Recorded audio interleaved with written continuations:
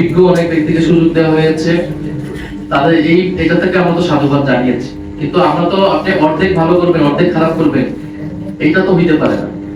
আমরা তো চেয়েছিলাম পুরো মন্ত্রিসভার এমন একজনও থাকবে না যার বিরুদ্ধে প্রশ্ন তোলা যায়। সেই জায়গা থেকে যাদের বিরুদ্ধে প্রশ্ন এসেছে আমরা তুলছি, সেটা যাতে পুনর্বিবেচনা করা হয়। কারণ না হলে এই মন্ত্রিসভা আসলে জনগণের যে আকাঙ্ক্ষা, দুর্নীতির বিরুদ্ধে যে অবস্থান, সেটা তো আসলে নিশ্চিত করতে পারবে না। কারণ আপনি দেখেন আরো এরকম কয়েকটা বড় বড় বাজেটের মন্ত্রণালয়গুলো দেওয়া হয়েছে বিভিন্ন ব্যবসায়ী ঋণগ্রস্ত যারা, ফলে তারা তো এই মন্ত্রণালয়গুলো থেকেই দুর্নীতির এবং আর্থিক অসচ্ছতার কার্যক্রমগুলো করবে। একদিকে তারা বলতেছে প্লট নিবে না, তারা গাড়ি নিবে না, কিন্তু তারা ঋণ খেলাপিদেরকে সংসদে নিয়ে গেল, ঋণ খেলাপিদেরকে তারা মন্ত্রিসভায় স্থান দিচ্ছে।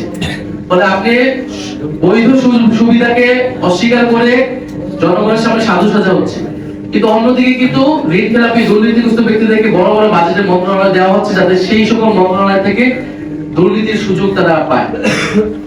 নাহিদ ভাই, আমি প্রিয়ন্ত নাগরিক টিভি থেকে একটা প্রশ্ন ছিল।